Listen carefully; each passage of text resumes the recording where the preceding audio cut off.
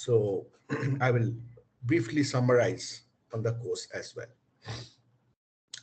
So while others are joining in, let me start and first do a quick recap of what we did yesterday.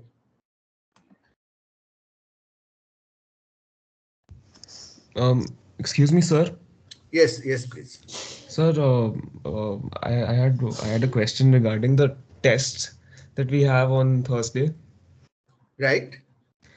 Could you tell us what will be the pattern of the test, the format of the questions and everything? The format of the questions should be mostly multiple choice, multiple select, short answer, this kind. It will be on Moodle, right? All right. And sir, Yeah. We may uh, have a one or two small workout questions, but okay. mostly it will be on the objective type. Right, Yes. right. And the small workout questions, meaning like we'll have to write them down and click a picture and upload a It could be solution. that, or there could be a text box where you could write it down. Okay, okay, okay. Yeah, got it. Either of the two. So please stay prepared. Keep your pen and paper and phone handy, right, Hmm. so that you can do Yes, sir. that. But mostly it will be objective type. Mostly, yeah. Okay. Thank you, sir. Okay. Any other question? No. Okay. Good. No, sir. So let me upload.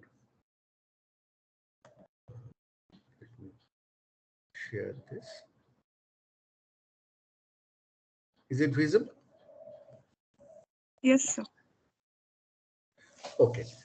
So we have already done this. We have seen varied types of control hazards and seen some hardware solution for that. And the main issue is actually how to minimize the branching, because that is what stalls the pipe and even need to be flushed on when the branch is taken to a different location.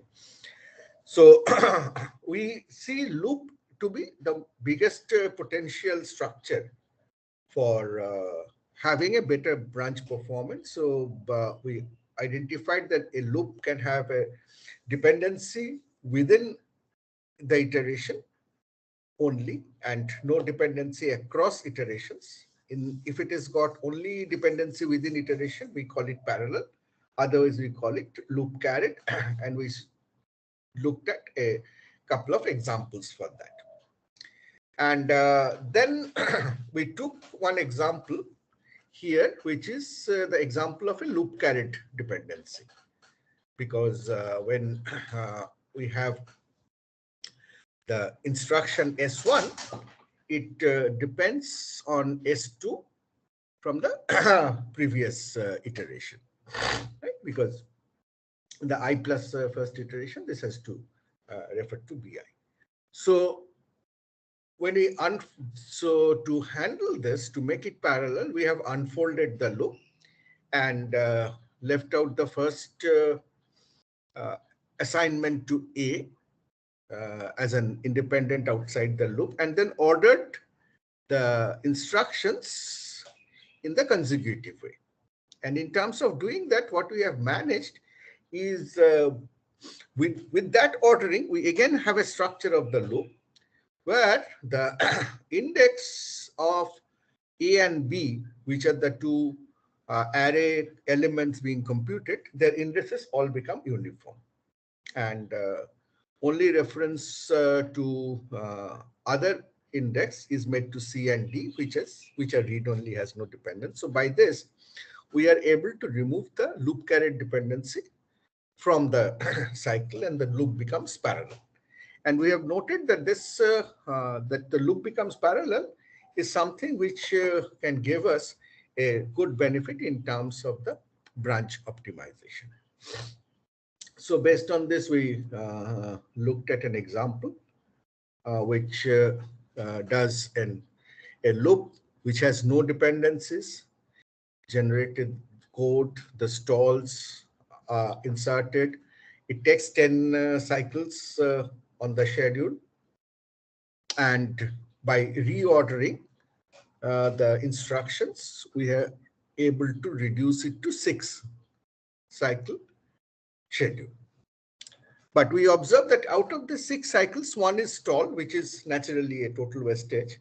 And of the remaining 5, actually 3 are the workload instructions, which is the load, add, and the store. And the other 2, the DAdd and the branch on equal, this is branch or not equal, I'm sorry, branch or not equal, are basically loop overhead. They are bookkeeping management instructions. So we have a very high percentage of overhead over the actual work instructions. So we have tried to unfold the loop, unroll the loop to increase the workload without increasing the loop overhead, and used independent registers to avoid output or anti-dependency kind of conflicts. And this is the schedule that we go to, where we have unfolded it up to 4 times. So in the leftmost is the unfolded loop.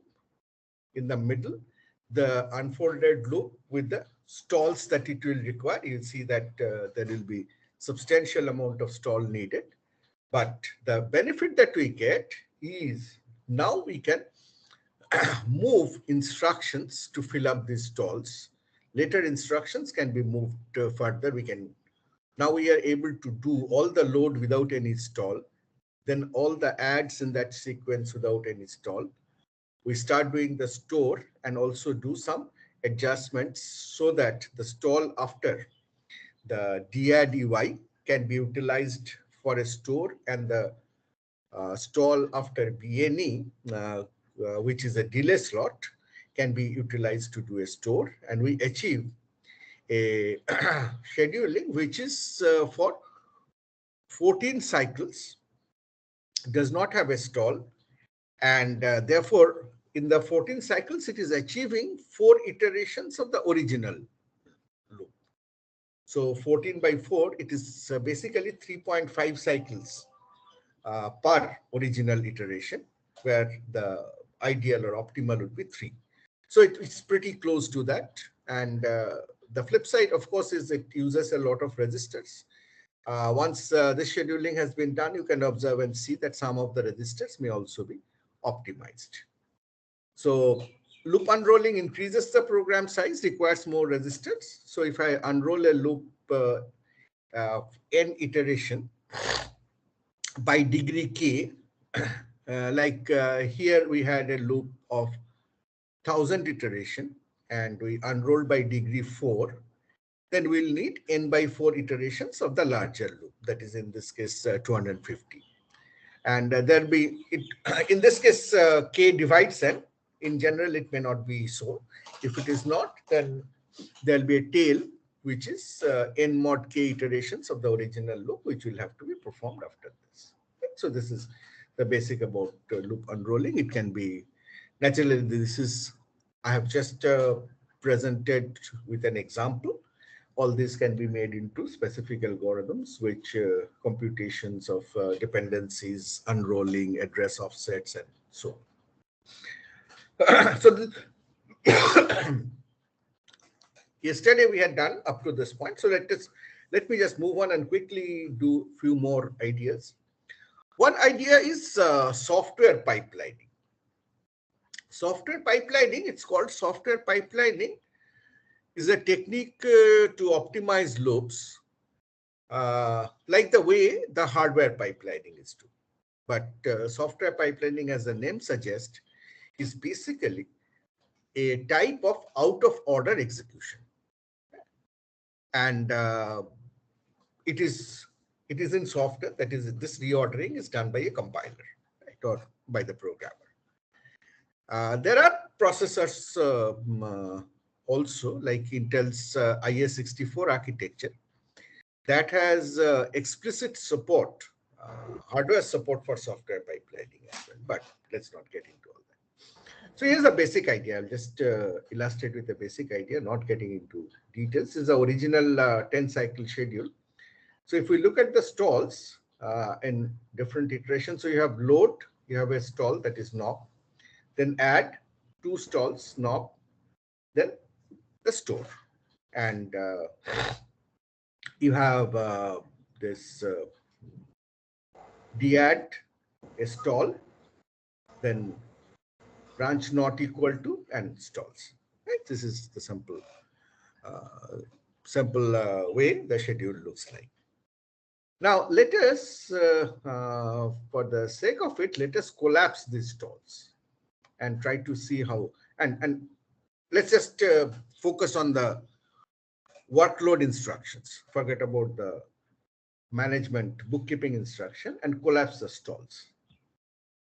So if I do that, so this is basically the workload every iteration has: load, add, store, load, add, store, load, add, store. I cannot actually do it in that way because there are stalls, but this is what we need to do. So if you look at the pipeline in this direction, in this way, then you can observe that this is the horizontal rows of the original iterations. Now, look at this vertical column. This vertical column. In this vertical column, you can see that there is a very nice repetitive pattern here. So you have a loop if you just rotate the diagram. Right?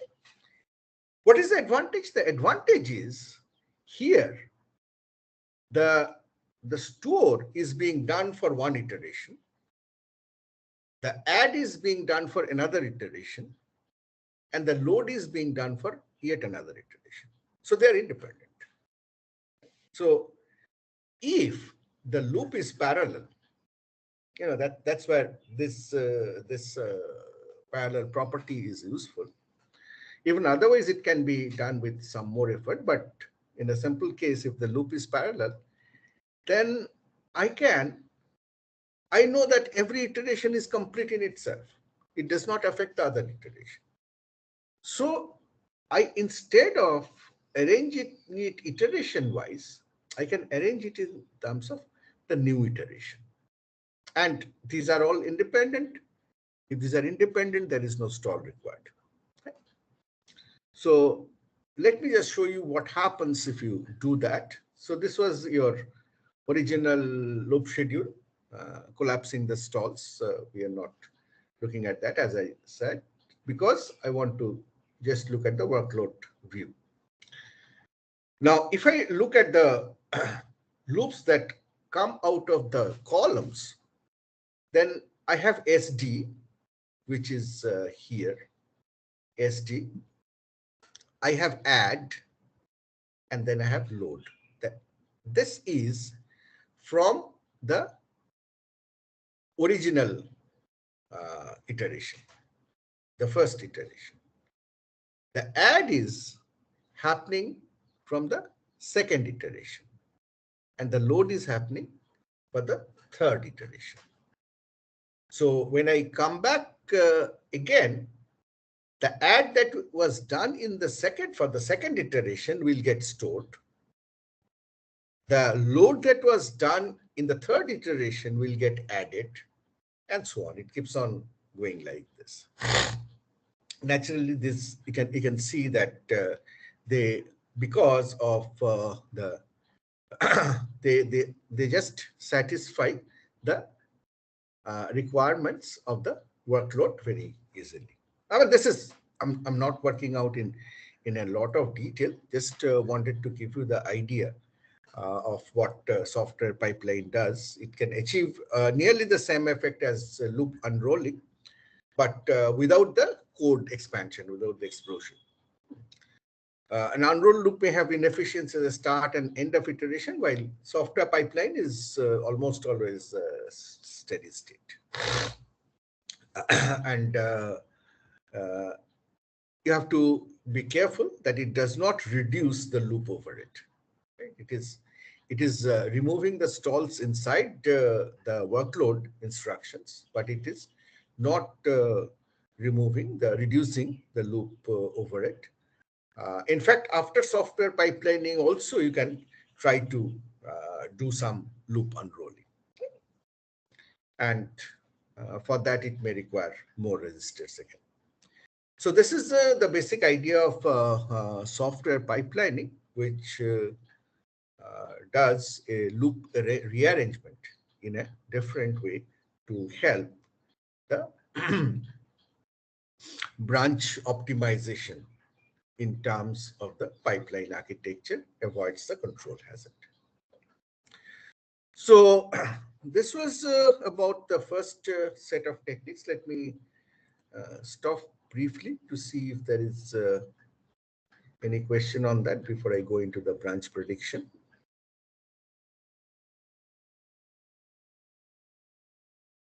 Is there any question?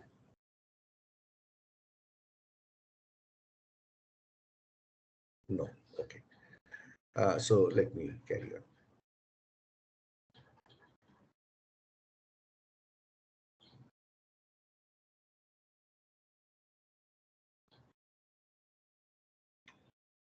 Back to the presentation. So the other idea of reducing the control hazard is branch prediction. The idea is very simple.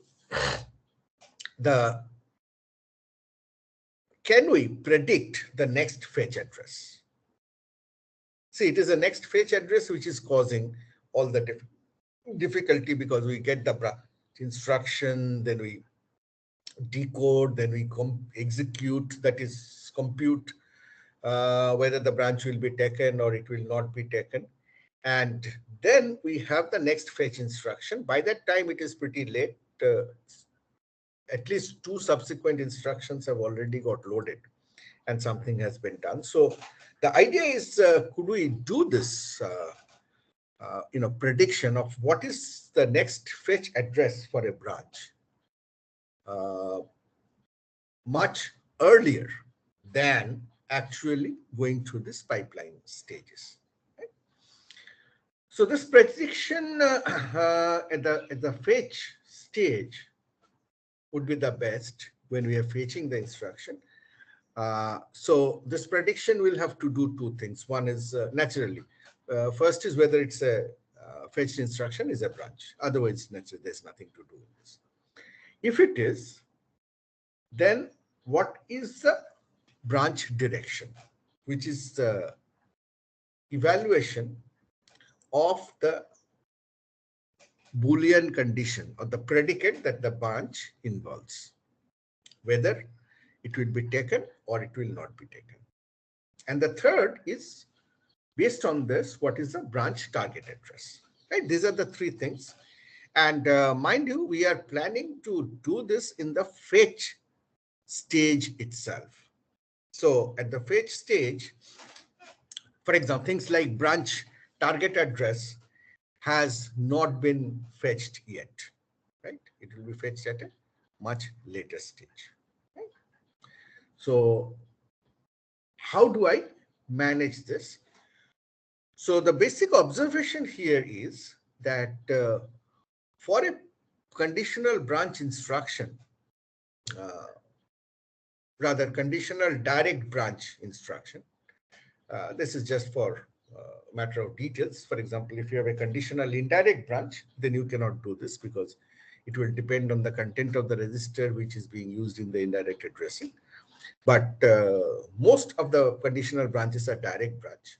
So given an address, given an instruction, the target remains the same. It does not matter what dynamic condition you want. But given a particular branch instruction in the program, the target is the same. So once you have taken that target, it is possible to know that target from the instruction itself. That's the basic idea. So you store the target address from a previous instance and access it with the program counter. So naturally, you do some encoding in the instruction format itself. And this store is often called the branch target buffer, BTB, or branch target address cache. Let's look at how does it look like. So here's a program counter. And here's the output from this logic, which I want, that what is the next fetch address. That's the whole purpose of the branch. Now, the program counter has the address of the current instruction. Right? It has the current instruction. So from the address of the current instruction, there could be two possibilities. One is it was executed before. If it was executed before, let's discuss that. Then I have the cache of target addresses, the branch target buffer, where across that address of the instruction, I write the target address that is involved in that branch. So I have the target address, lookup here. It's like hash table. Right? So from the program counter, I look up this hash table. And if the branch was taken at least once earlier, I have that target address because that does not vary with the dynamic situation. So if I get it, I will have a hit, which will give me 1, and I have that target address. Now, the other question is whether the branch is taken or not taken, right? So how do I know that? Because to know that, I will need to actually do the execution of the predicate in the branch. Say BNE R1, R2, then loop we are doing. So I know the value of R1, value of R2. Now, naturally, all of that I cannot do in the fetch stage. So what I do is something different. I I put a kind of a predictor here. So I say there's a direction predictor, which based on the previous history of what has happened with this branch or what has happened with the total collection of branches, there could be different strategies, but the whole basic idea is to have a predictor, not to actually do the computation. And with that, I try to make a guess as to whether the branch will be taken or not taken. Now, let's say I get that if it is taken, I get a 1. If it is not taken, I get a 0, right? Now, so from this, I get a 1 if the target address is known. Otherwise, I get a 0. If from this, I get a 1 if the prediction is to take the branch. Otherwise, I get a 0. So I get a 1 here after the AND gate if I know the target address for this branch and that target is to be taken, right? So I get a 1 here. So if I get a 1 here in this marks, naturally, the lower line. So this is 0, 1. So this lower line is to be taken, which is the target address that I've looked up from here. And that becomes my next fetch address. If it is a 0, either from prediction or because this is the first time, then not taken, then it is program counter plus instruction size, which is basically the next instruction. So this is the basic fetch stage, addition to the fetch stage logic using the branch target buffer, and that's the strategy that. So the basic question is this being more or less assumed to be an available additional hardware. It depends significantly on what are the different prediction strategies that I can do and how well I can predict. The better I can predict, I will have better success, because if I have predicted differently, wrongly, then what I've fetched as the next instruction from after the branch, before actually executing the branch, will be wrong. So when the branch actually is executed, I will have a different address, and therefore I will have to go through the stall and flushing and all that. Okay? So I want to minimize that. That's the whole idea. So For predicting the branch direction, there could be grossly two types of strategies. One is compile time static, that is whatever you can do in the compiler by analyzing different situations. And other could be runtime, that is you rely on actually what is happening in the program, which has the advantage of having the data. So these are, I mean, this is not an exhaustive list, but most of the common strategies. In compile time, you can do always not taken. I mean, just do a very simple strategy that, okay, if there's a branch, it is not taken. You can make that strategy. If it's a branch, it is taken, and so on. You can do some profiling, have data, statistical data from, representative data sets on the program and know for every branch what is the likelihood, whether it is taken, it's taken most often, it's not taken most often, and so on. You can do some static program analysis to say, okay, this kind of instruction in the program says that the branch will be taken. This kind of instruction, it's most likely that it will not be taken. You can ask the programmer to put some pragmas to say, what does the programmer think about this branch? Is it likely to be taken most of the time or unlikely to be taken, and so on. So different, static time strategies can be done. Or you can do a dynamic runtime strategy. For example, you can do a last time prediction. Last time prediction is a simple idea that you just remember whether this branch was taken or not taken in last time it was executed. Right? And whatever was done last time, you just say, let's do it. Let's just repeat that.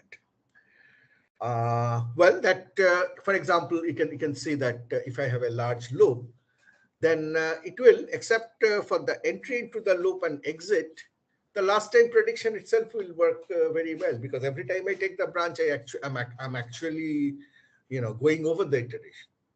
So I will continue to go over the iteration for a large number of times. So it's a same branch outcome every time I go through the loop iteration. So last time prediction itself could be very good. That can be it can be shown that there are many instances where just what you did in a single bit passed is not enough, because it may depend on several other other conditions. So you may want to have a deeper memory. So you said, no, it's not based on just the last time, but I will also look at what happened. That is, if I just do one mistake, as in last time prediction, I will change my prediction. But here, I make that memory deeper. It's not with one mistake, but at least two consecutive mistakes have to happen to change my strategy. Okay? And you can make that again deeper.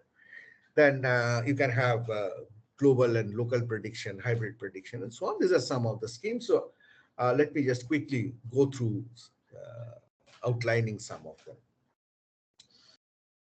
In the static, always not taken is simple to implement. You do not even need a BTB, no direction prediction, nothing of that, because you are always doing a fixed one. The overall statistics is it has an accuracy of about 30 to 40%. Now, if this is a strategy you're following, the compiler can lay out the code that the likely path of the compiler, which is again a program analysis outcome. Naturally, in terms of the loop iteration, when you finish the iteration of a loop and you're checking the loop iteration condition, then that is the likely path. So you can, can flip conditions in a way so that the likely path is not taken. So this can improve.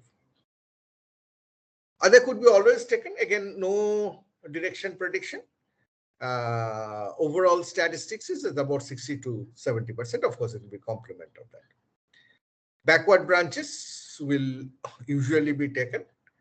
And how do you find a backward branch? Is target address is lower than the branch program counter. It's easy to. The third prediction is backward taken, forward not taken. So it's basically again driven by the loop. So if there's a backward branch, which is loop, you assume that it is taken, right? Because that's what will happen, and others are not taken. Again, there's not a very specific reason for that, but just another heuristic. You can do profile based, as I said. Compiler determines the likely direction for each branch using a profile run, and the branch instruction format is kind of updated so that this direction is put as a hint, like this is the likely direction. So now the part branch prediction will be more accurate, provided the profile data is representative. If the profile data is not representative, then obviously it may actually hit you worse. Disadvantages will include the hint bits have to be included, and actually this is based on an overall statistic. So if you have, say, this branch pattern, it's the long series of taken followed by a long series of not taken, then it will have a 50% accuracy, because you are doing a profiling. So you're saying how many times it is taken, how many, it's equal number of times. Similarly, the alternating taken non-taken pattern will also give you 50% accuracy. Right? So it's not great that we are doing in this kind of cases. Now accuracy depends on the representative profile set as well. The next is program based or program analysis based.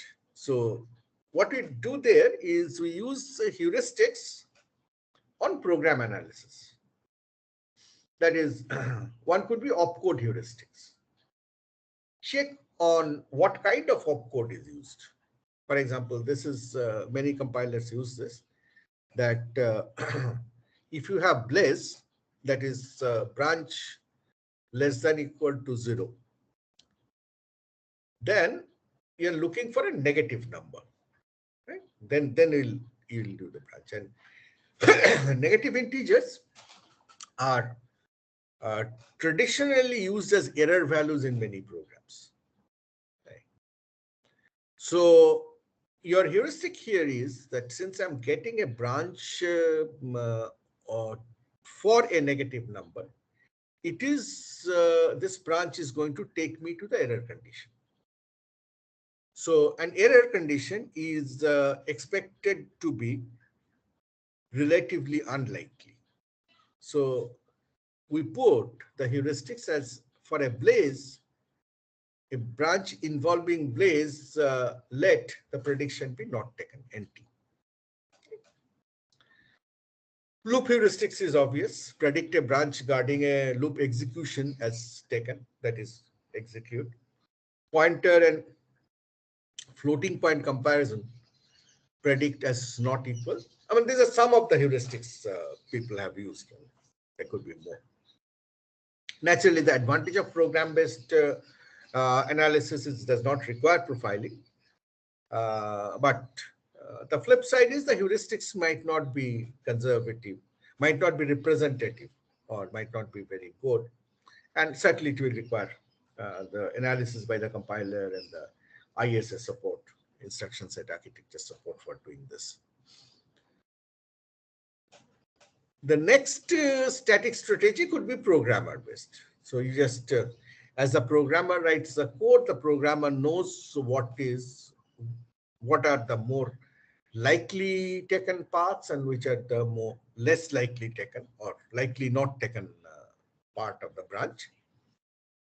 So many systems, many compilers allow pragmas like this, where you can say this. So X is your, predicate, and you say likely X. So you are giving a hint to the compiler through this pragma that this condition is likely to be taken most of the time, whereas unlikely error, like that. There are pragmas of different forms, but the basic idea is you give a mechanism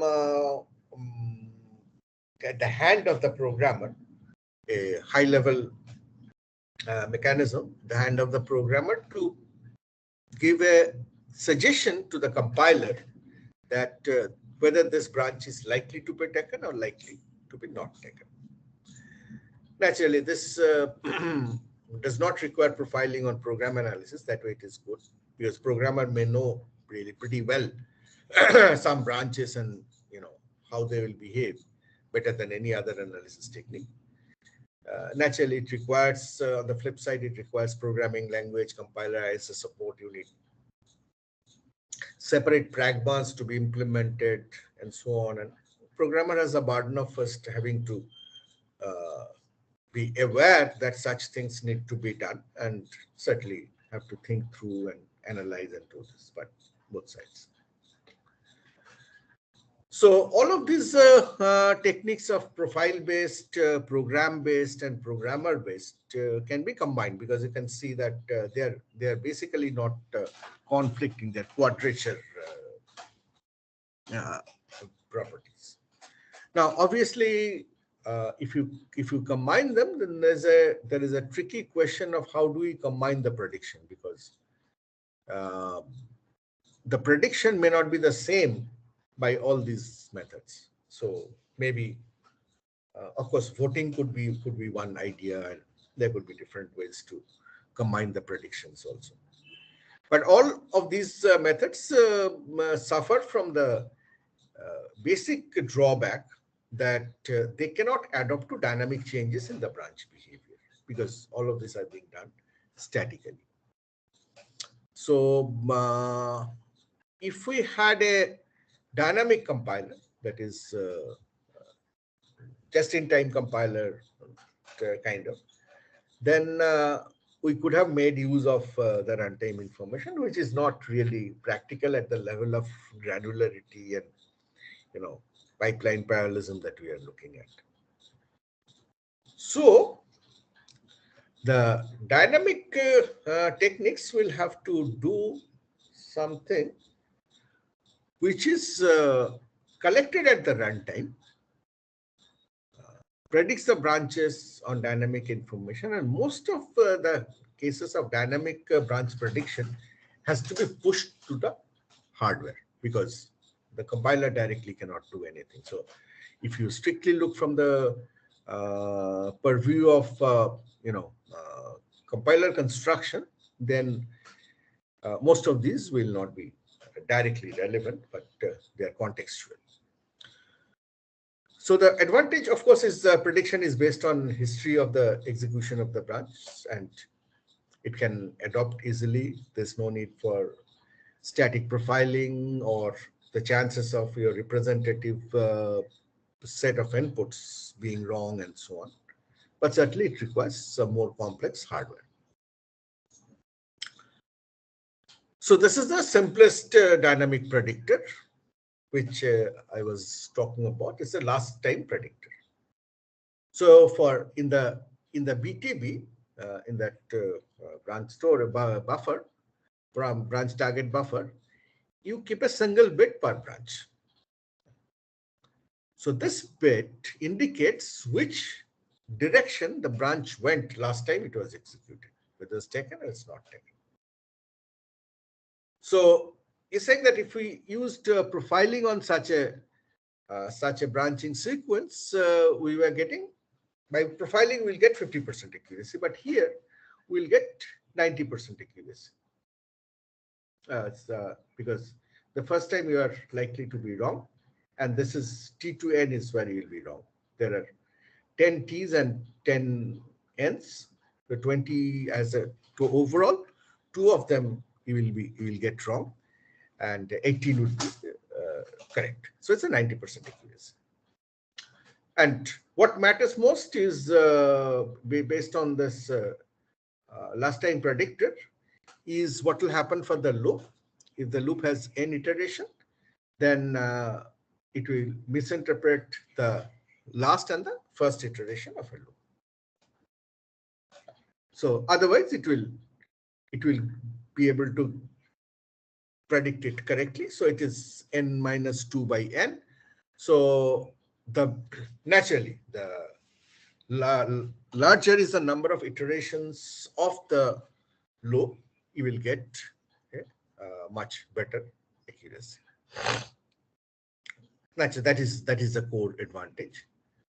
The loop branches for loops with a small number of iterations will have a problem. So if you have a nested loop which is entered repeatedly with this true taken not taken in this way, then you will actually have a 0% accuracy because every time you get it wrong.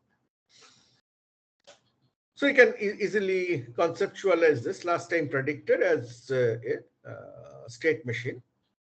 So you have predict taken, and you have predict not taken, and the actual outcome. You have predicted that it will be taken, and it's actually taken, so you stay in the state. You have predicted that it will not be taken, and it is actually not taken. You stay in this state. Otherwise, you flip state. So you had predicted that it will not be taken, but it's actually taken, so you come to the other state. So that's the significance of one-bit encoding. Okay?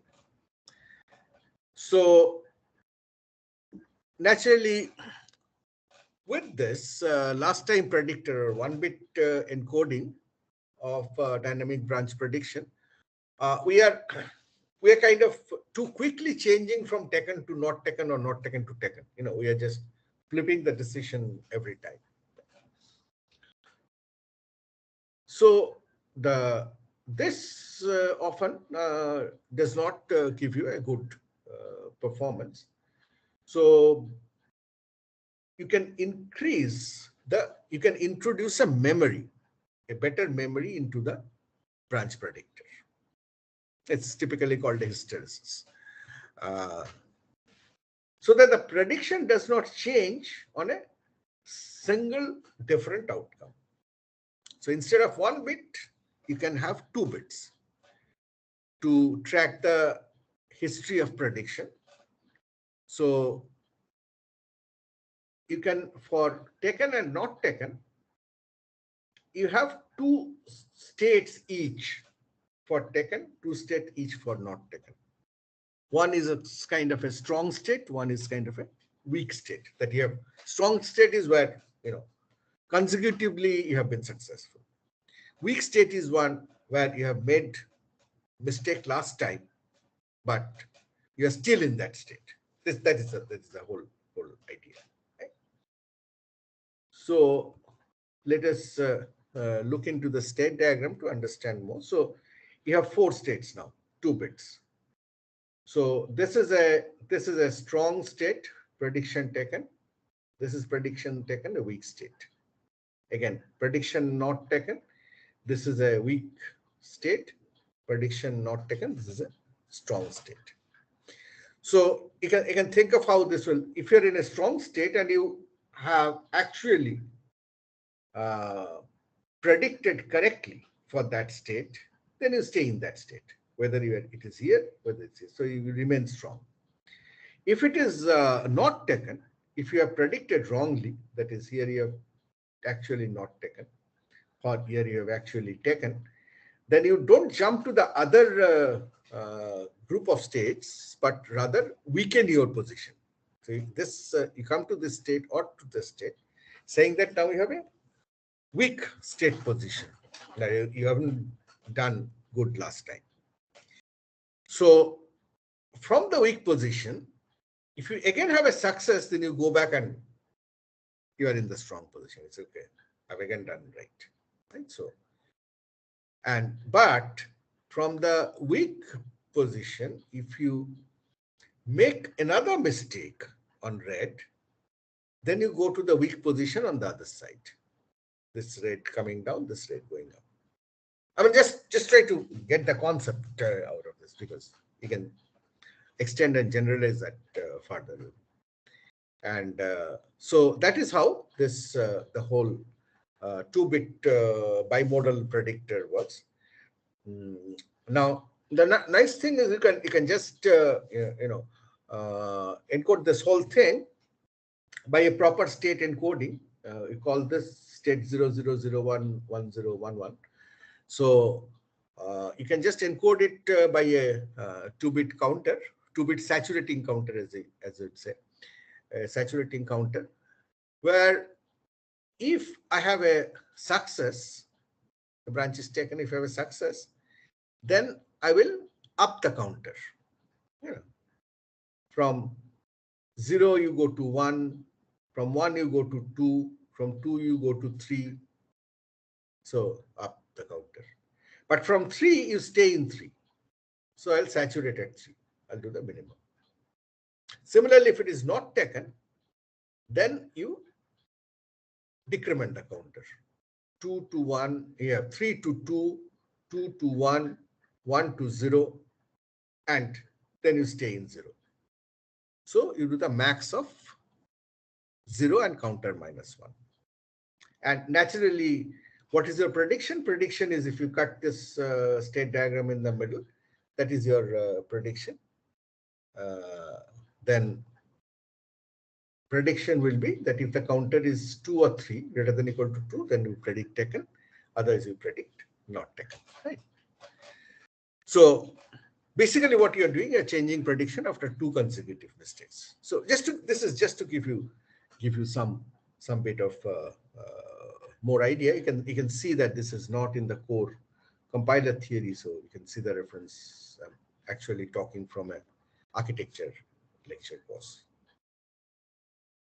So these are some of the simple predictors. Then there are correlation predictors.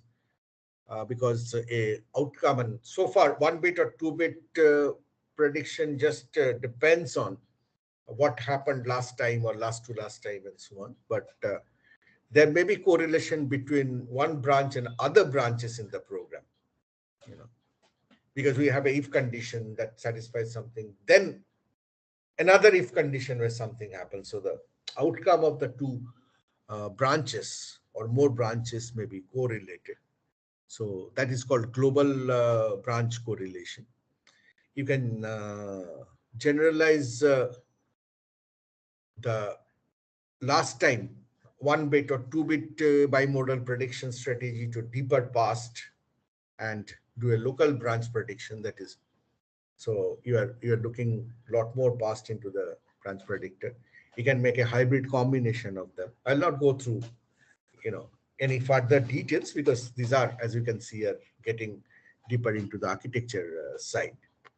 But just wanted to give a glimpse that this branch prediction is statically by the compiler or with some little support from hardware, of course, BTB and all that, or dynamically by a lot of support from the hardware, are critical infrastructure or critical strategies to make the code, the target code actually work with the minimal amount of stalls and hazards on a pipelined architecture.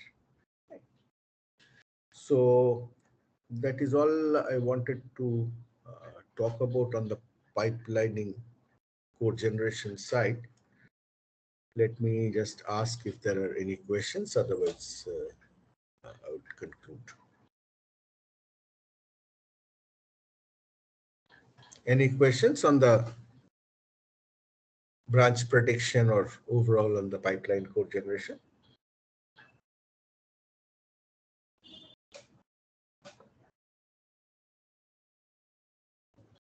No questions. Okay. So let me go back and conclude.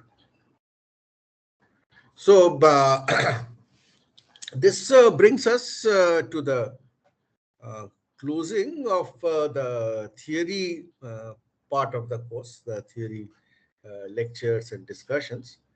So to summarize,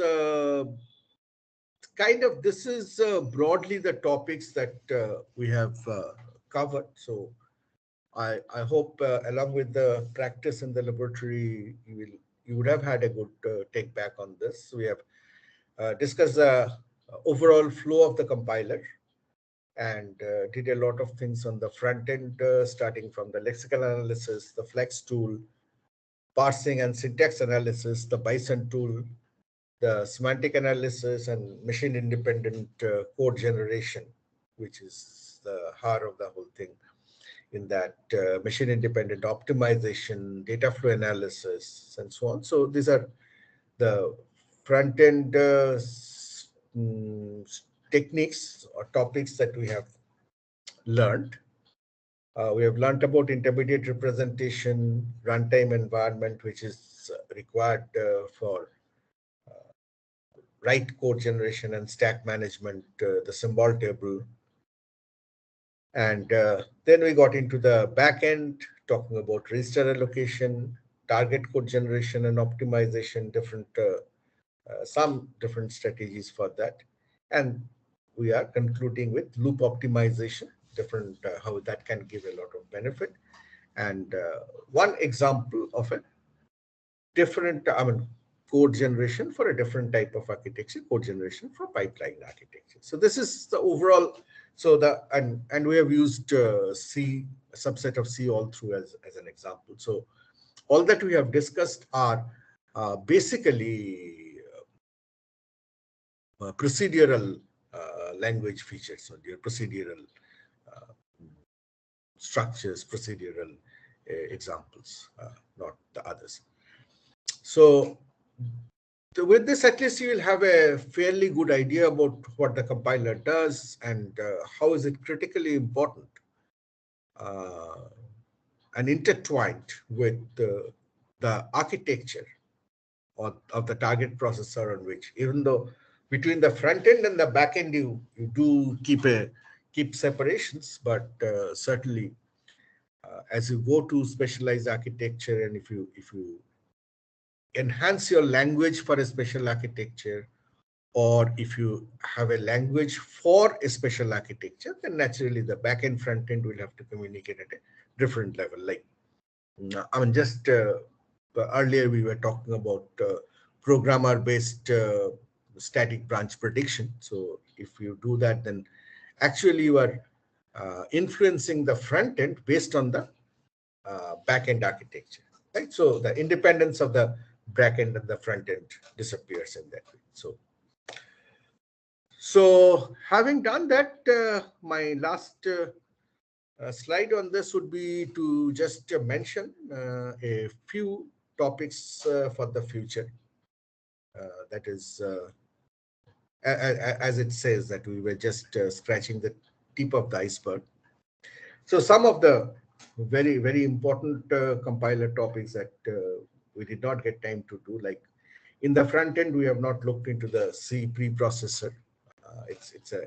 It's another simple language, but it has its own idiosyncrasies in translation, because it is not a translation that go up to the binary level.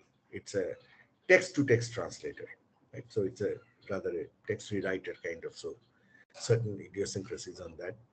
We haven't looked at how to handle inline function, how to optimize recursion, particularly tail call recursion. We know there is features like const or reference available in the languages now. And they are having basically two purposes. One part of it is to have a logical semantics of what you're trying to say in the program. So const says a lot about that. So does reference. It tells you whether you're creating an object or you're dealing with an earlier object, and you'll continue to deal with that. But at the same time, they give a lot of strong clue to the compiler as to what can be optimized, right? Because if something a variable is a const, then you know that even though it does not need to really sit there in the symbol table as a variable, but it can be used in the optimization in several ways. Other things, of course, very significant is overloading. We haven't talked about overloading, how to handle multiple functions having the same name. We haven't talked about object-oriented programming features like classes, inheritance, visibility, polymorphism, and so on. We did not get time to do exception handling.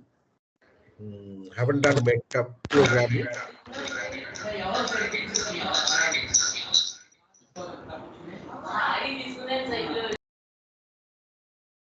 So have not seen how to handle templates, which is a very big area in compiler. Recently, C++ 11 now has functional programming features also in terms of lambda expression. So how do you deal with those? These are some of the significant front-end stuff to learn if you want to know more about the compiler construction techniques.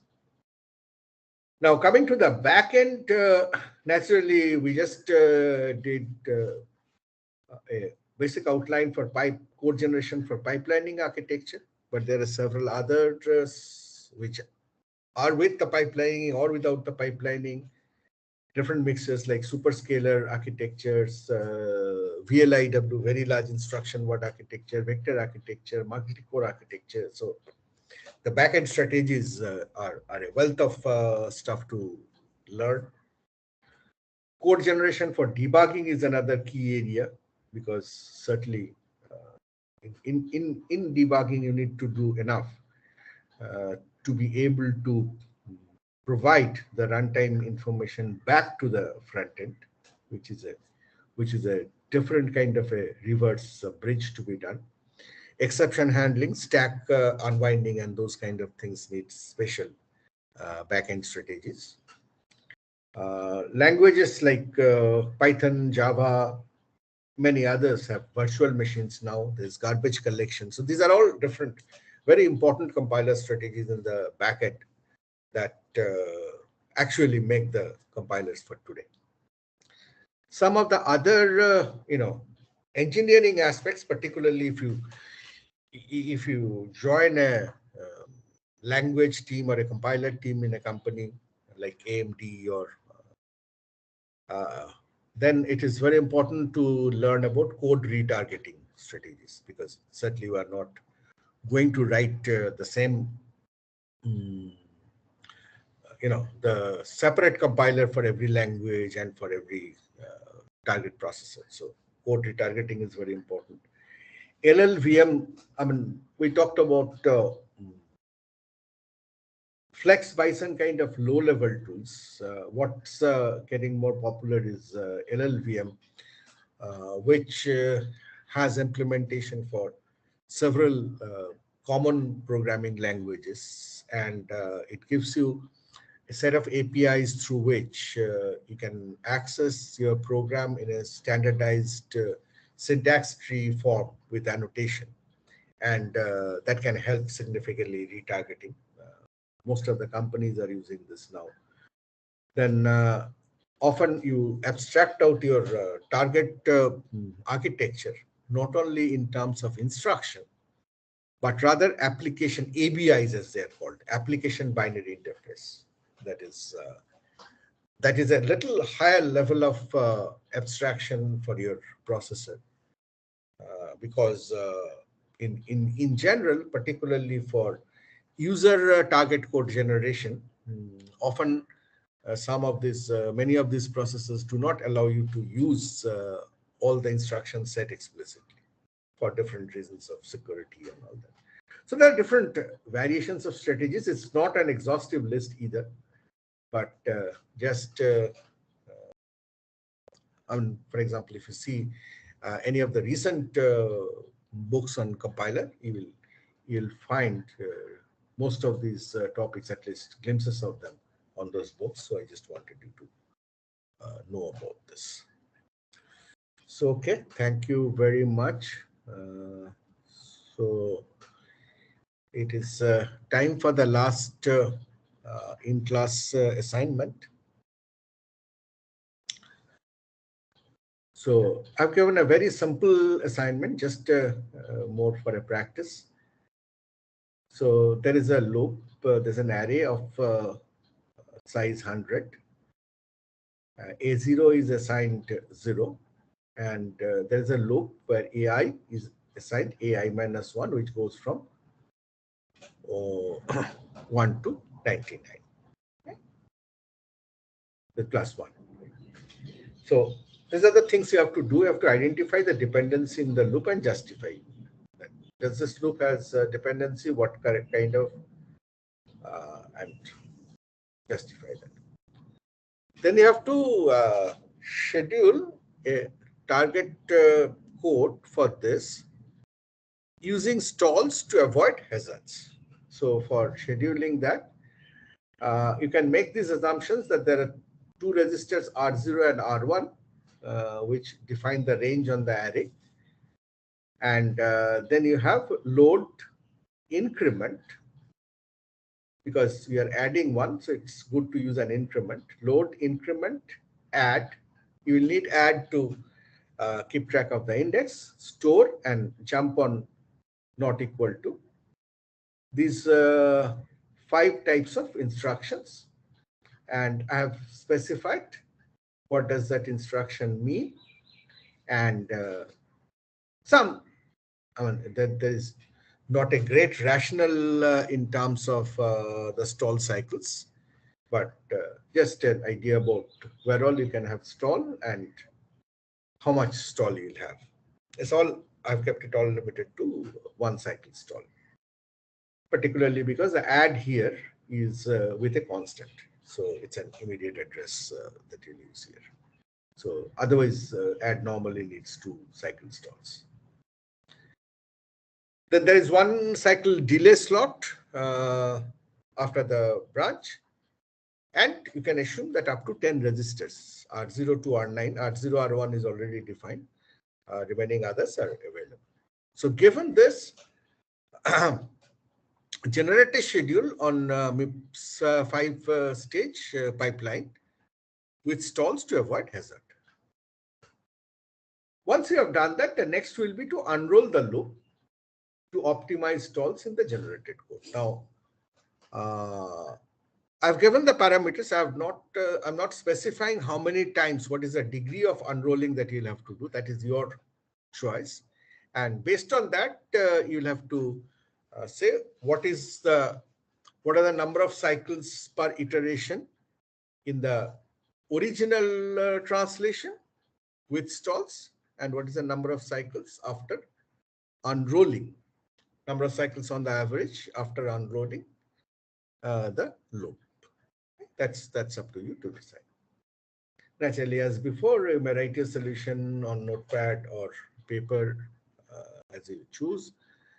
The difference is we are not taking the submission by mail, because cutoff time really became an issue. People coming up with, again, a lot of concerns. So Professor Mitra has set it up on Moodle. So you'll have to, that Moodle cutoff time is 10:10, right? So 10 minutes after the closing of the class. So Moodle, it will get closed. Please don't send me any emails, because this time the submission is not by mail. Naturally, mention your name and roll number in the submission file. Okay, that was. Any questions?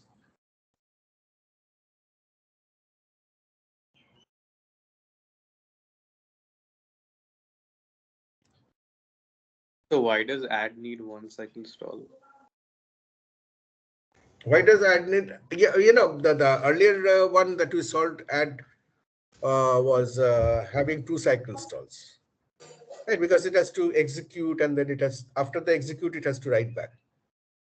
And the result will have to be written back in the. So we're assuming there is no forwarding. Pardon? So we are assuming there is no forwarding. Yes. Now, see, all of this together, it's because it's actually not only if you assume forwarding and all that, and you are trying to do the instruction rearrangement, then it gets a lot more complex, because it is not only on the instruction type, but it may also be on the argument type of the instruction. It depends on what kind of addressing you have. For example, the add you will need here is with one parameter is constant, right? The increment offset. So that is an immediate address, which means that is a part of the instruction. So that operand is already obtained for you. Right? So it gets very complex to take everything together and solve things by hand. Right? So that is the reason I have not mentioned that there is forwarding or anything. So it's just that you use stall and assuming one cycle of branch delay after the branch instruction, delay slot after the branch instruction. Okay. So could you upload these slides on Moodle right now? Yes. I'll Yeah, thank you, sir.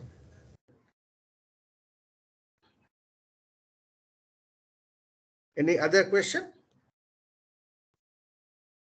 No. Okay. So then please continue.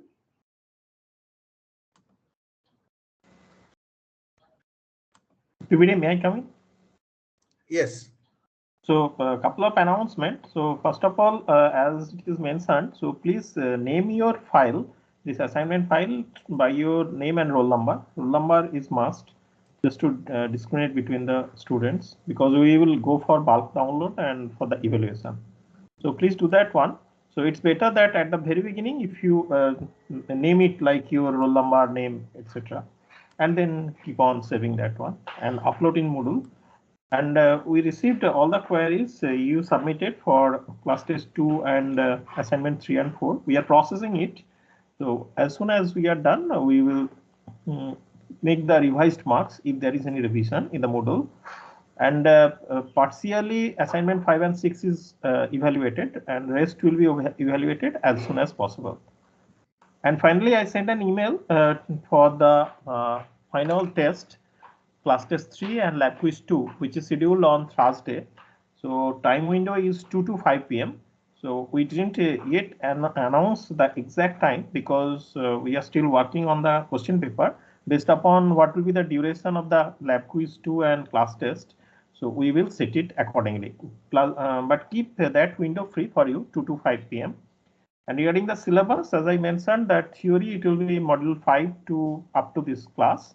And for lab quiz, so assignment 1 and 2 will not be there. So assignment 3, 4, 5, 6 will be in the syllabus for lab quiz 2.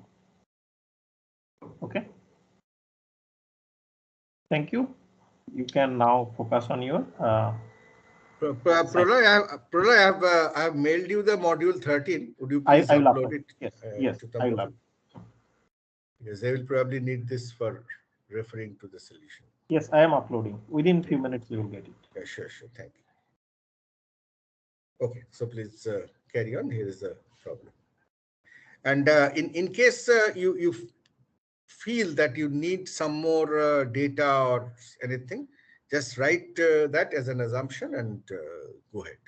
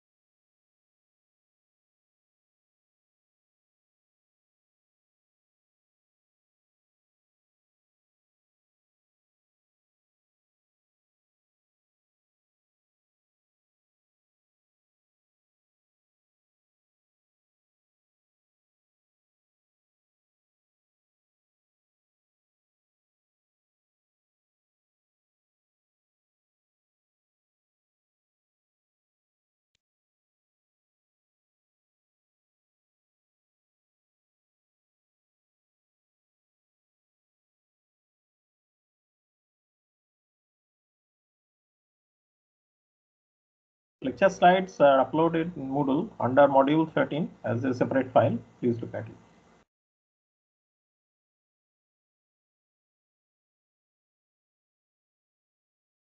Thank you, sir.